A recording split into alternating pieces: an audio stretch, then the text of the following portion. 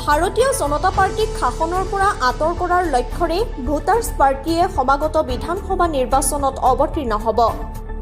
যদিহে অসমত আঞ্চলিক দলসমূহ একত্ৰিত নহৈ নিৰ্বাচিত প্ৰতিদ্বন্দ্বিতা কৰে, তেতিয়াহ'লে পুনৰ ভোট বিভাজন হৈ ৰাজ্যত বিজেপি দলে চৰকাৰ গঠন কৰিব। ৰঙিয়াত ভোটাৰ্ছ পাৰ্টি এট ইণ্টাৰনেশ্যনেলৰ কেন্দ্ৰীয় সভাপতি ভৰত গান্ধীয়ে সংবাদ মাধ্যমক এনেদৰে কয়। ৰঙিয়া উচ্চতৰ মাধ্যমিক বিদ্যালয় খেলপথাৰত ভৰত গান্ধীৰ 52তম জন্মদিনৰ লগত সংগতি ৰাখি অনুষ্ঠিত হোৱা বিশাল সভাখনত ভৰত গান্ধীয়ে কয় যে সমাগত বিধানসভাত যি দলে বিজেপিক পৰাজিত কৰাৰ স্বাৰ্থত একত্ৰিত নহয়, জানিব যে সেইটো দলে বিজেপিৰ ধনলৈ নিৰ্বাচন খেলিছে। ভোটাৰ্ছ পাৰ্টিৰ ফালৰ পৰা বাহিৰে আন দলসমূহক একত্ৰিত হৈ নিৰ্বাচন খেলাৰ বাবে প্ৰস্তাৱ আগবঢ়োৱা বুলি ভৰত গান্ধীয়ে সংবাদ মাধ্যমৰ আগত উল্লেখ কৰে।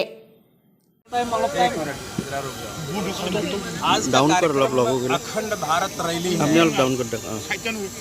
और भारत में क्या ये पहली बार हो रहा है कि भारत, पाकिस्तान, नेपाल, भूटान ये सभी देशों को अभी तक हम लोग लड़ते रहे और ये कहते थे कि एक देश से दूसरे देश में चला जाना बहुत बुरा है, बहुत नुकसानदायी है। लेकिन अभी ये इंटरनेट का ज़माना है। अभी इंडिया, अमेरिका, जापान, यूरोप सब लोग आपस में टेलीफोन पे बात करते हैं, तो पुराना सोच अब नहीं चलेगा। और अगर यूरोप के 28 देश एक सरकार, एक पार्लियामेंट, एक करेंसी नोट, एक सेना बना के सुखी हो सकते हैं, युद्ध से मुक्त हो सकते हैं, सब जो सेना पर पैसा खर्च होता था, यूरोप की प्रॉस्पेरिटी खर्च हो रहा है अब, तो ऐसा काम हम साउथ एशिया के कंट्रीज़ क्यों नहीं कर सकते?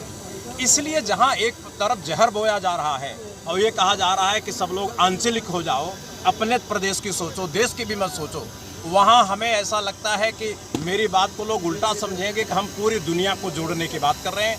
आज आसाम की इस धरती से ये पैगाम होगा कि बांग्लादेश के लोगों को इंडिया में आने का तो रास्ता कब का खुला था, लेकिन अब बांग्लादेश में इंडिया के लोग जाएं, इसके लिए रास्ता खोला जाए। अब भारत एक गरीब देश बन चुका है, बांग्लादेश अमीर देश बन चुका है। जब ये अमीर देश था तो बांग्लादेश लोग यहाँ आए, अपनी रोटी चलाए। अब बांग्लादेश अमीर देश बन गया है तो भारत के लोगों के लिए दरवाजा खोला जाए, सब बांग्लादेश जाएं, वहाँ अपनी रोटी चलाएं। इसलिए आंचलिकता का सवाल, राष्ट्रीयता का सवाल और अंतर्राष्ट्रीयता का सवाल ये एक दूसरे से मिले जुले हैं।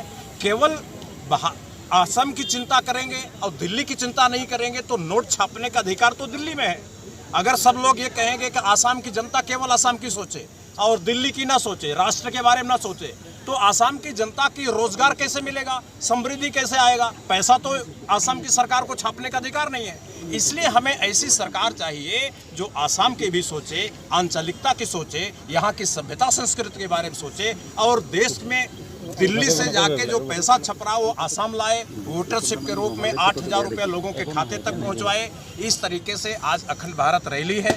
हमें लगता है कि मीडिया के बंधु जो आसाम के बुद्धिजीवी हैं, देश भर के बुद्धिजीवी हैं, आज जो जहर बोया जा रहा है, लोगों में नफरत पैदा की जा रही है, युद्ध के नौबत पैदा की जा रही है कि सेनाएं आपस में लड़ें, चीन से भारत की लड़ाई हो जाए, बांग्लादेश से भारत की लड़ाई हो जाए, भारत से पाकिस्तान की लड़ाई हो जाए। हम चाहते हैं वो युद्ध का ज़माना गया।